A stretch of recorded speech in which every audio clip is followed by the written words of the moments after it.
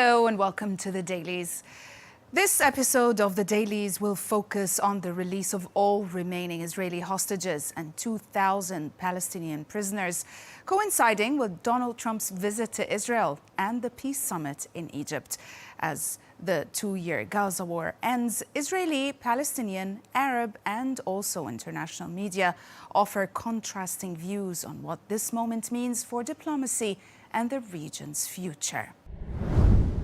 Israeli media framed the hostage release as a powerful national moment, blending grief with relief. They credited public pressure and U.S. mediation while also questioning political credit, especially for Benjamin Netanyahu. President Donald Trump's visit to Israel and his address at the Knesset was generally portrayed as a crowning moment of U.S. influence in the deal. Reports emphasize that Israel invited him as a peace president and a great friend. Haaretz led with a report making a historic moment in Israel, or marking that historic moment, as all living hostages held by Hamas were released after 738 days of war. It combines factual reporting with striking imagery. One image shows tens of thousands of Israelis at the hostage square in Tel Aviv, reflecting national relief and also unity. Another one captures Matan Angrest returning safely, personalizing the broader story. As you can see, this is the picture here. Also, another picture shows Red Cross vehicles in Khan Yunis, as you can see, highlights the international role in the handover. While also Benjamin Netanyahu greeting President Donald Trump underscores the diplomatic dimension tied to the ceasefire. Through these scenes, the article portrays a turning point, emotionally charged, politically significant and globally mediated, signaling a critical shift in the conflict's trajectory. The Times of Israel reported on President Donald Trump's declaring the conflict is over as he traveled to Israel to mark the start of a ceasefire and hostage release deal. Despite Israeli Prime Minister Benjamin Netanyahu's insistence that military operations are still ongoing, Trump expressed confidence in the truce, citing verbal guarantees from all involved parties. The report highlights during his visit, or his brief visit indeed, Trump met with hostage families, addressed the Knesset and praised key mediators like Qatar and Turkey. He hinted at future plans for Gaza's reconstruction under a new Palestinian technocratic government. And the report highlights also Trump's summit in Egypt, with more than 20 world leaders attending, reflecting his bold diplomatic strategy.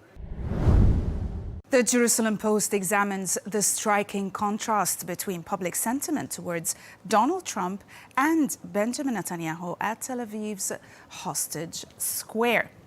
Thousands cheered Trump for brokering the hostage deal, but loudly booed Netanyahu, reflecting deep public resentment over his handling of Hamas and the events of October 7th.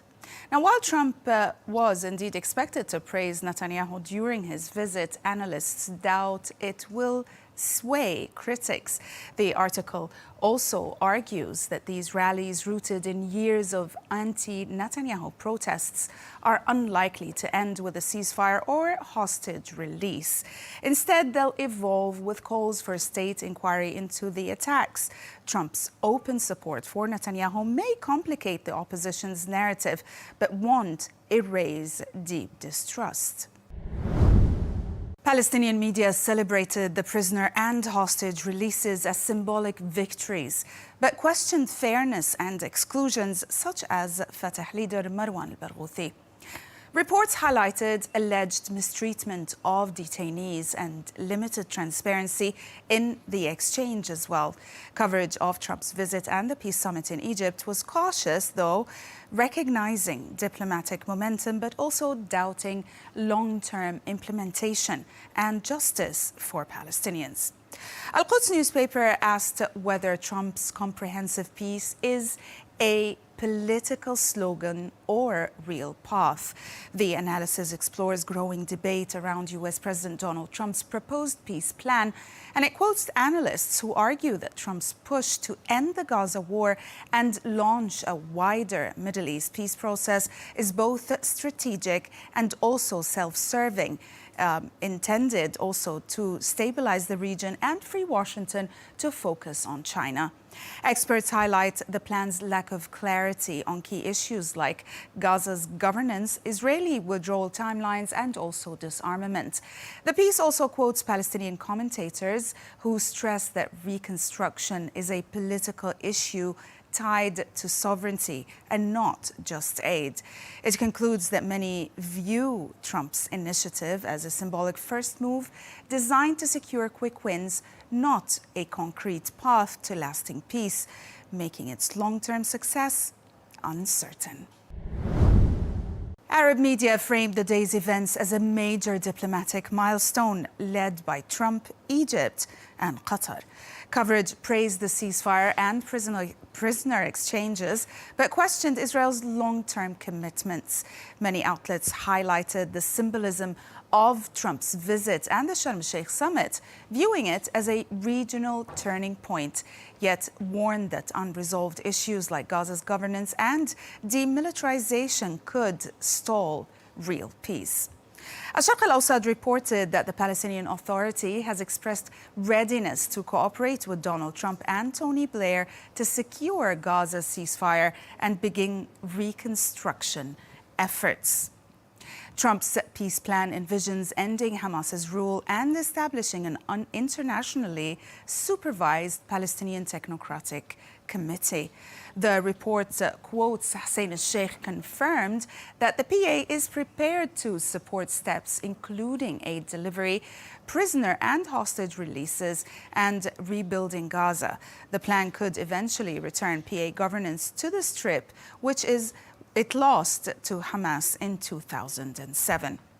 The piece cautions that Benjamin Netanyahu has rejected this prospect before raising questions about the plan's viability despite the ceasefire and regional diplomatic momentum. Egyptian media focused on the Sharm el-Sheikh Peace Summit, co-hosted by Abdel Fattah al-Sisi, the Egyptian president, and Donald Trump, bringing together more than 20 world leaders to push for an end to the war in Gaza and chart a path towards lasting peace. Al-Ahram Online reported on the summit's agenda, saying it centers on consolidating the ceasefire, launching reconstruction efforts, and also establishing a framework for Gaza's future governance. Leaders in attendance include Emmanuel Macron, King Abdullah II of Jordan, Recep Tayyip Erdogan of Turkey, and Antonio Guterres, reflecting broad international engagement. According to the report, discussions also highlight legal and security frameworks for a potential international force. The summit is portrayed as a critical moment for regional diplomacy and future stability. American media covered this unfolding story widely, with many asking, why now? The New York Times traces how a hostage deal and ceasefire in Gaza could have been breached months earlier, potentially saving lives. Initially, both Israel and Hamas resisted compromise, and the U.S. under Joe Biden failed to secure a lasting truce before Donald Trump took office. Shifting battlefield dynamics in 2025, Hamas weakened militarily and diplomatically, created new leverage. The report highlights Trump's unconventional, forceful diplomacy, especially after Israel failed strike on Hamas's leaders in Qatar.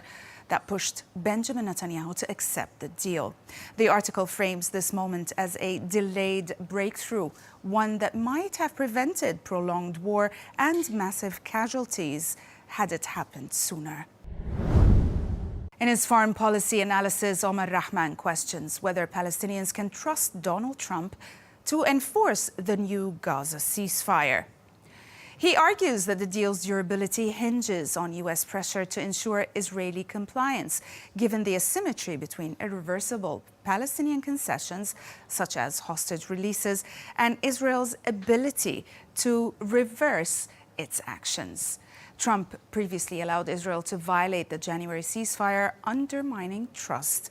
Although Arab states have recently coordinated to push Washington towards restraint, Netanyahu still holds leverage to abandon the deal after securing his goals.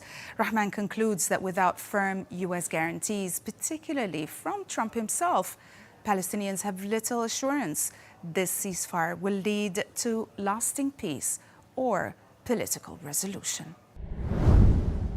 And we'll end with a Telegraph which examines a diplomatic dispute over credit for the Gaza ceasefire. U.S. Ambassador Mike Huckabee dismissed Labour's claim of a key UK role as delusional, responding to Education Secretary Bridget Phillipson, who said Britain shaped negotiations. Huckabee argued the breakthrough was driven by Donald Trump and his 20-point plan, and Prime Minister Keir Starmer positioned the UK as a reconstruction partner, pledging aid but no troop deployment. Israeli officials and domestic critics challenged Labour's narrative, saying UK recognition of Palestine complicated talks. The article highlights how London's attempts to claim diplomatic influence clash with US-led efforts and expose underlying tensions in international peacemaking. That's it for today. Thanks for watching.